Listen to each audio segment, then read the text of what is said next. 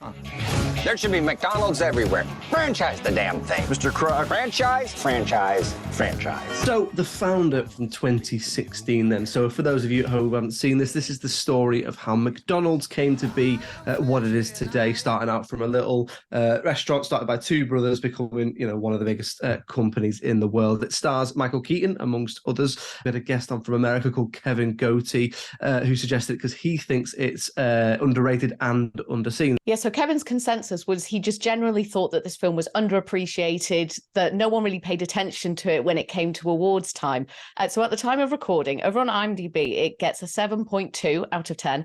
And then over on Rotten Tomatoes, the critics give it 80%, and then the audience give it 82%, which are quite good scores. But this is quite a terrific film. I had seen this one before, so I was really excited when he chose it. This is a story, I feel, that is just so brilliantly told. So a lot of the film is essentially just guys in suits having conversations about businesses, about franchises, about that sort of thing. So how do you make that interesting, and how do you get your audience to engage? And the filmmakers just absolutely nail it, from things like cinematic techniques to the excellent script writing, and of course some fantastic performances in there. I'm a big fan of Michael Keaton anyway, and he is phenomenal in this. He just absolutely nails the character of Ray Kroc, and he goes from being our hero to a little bit of a villain, but all the while you're still kind of rooting for him, even though sometimes his intentions aren't pure, and he does seem to be this sort of capitalist, crazed, money-hungry type of guy, but you're so enthralled by him. Business is war. It's dog eat dog, rat eat rat.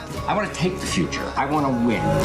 I just think it's a really well-structured and well-executed piece of storytelling. I like biopics, I like true-to-life stories, I like learning about real events, and this is a really good exploration in this film of the ability of money and ambition to have the power to sort of corrupt. And I think it's really clever in the way it does it. Was there anything you didn't like about it? The main offender in this for me was that there were quite a few conveniences. Now, I know that this just comes with the territory when you're retelling something that did actually happen, because there's so much information that you need to get in there, and you want to make sure that you're getting all that across to the audience. But there were some moments that just did not feel authentic at all and didn't feel like real conversation, but that just had to happen to move the story along and to get us from, from A to B to C to D and so on and so forth. And I feel like those moments really stood out because the script was so sophisticated and so brilliant in so many other ways. So when you had these moments, they were just quite obvious, and it did just throw me out the film a little bit. And I thought, oh, well, no one would ever really speak like that. But that was really it, to be honest. And overall, I did think it was a very positive viewing experience. That glorious name, McDonald's. I had to have it. You don't have it. You sure about that?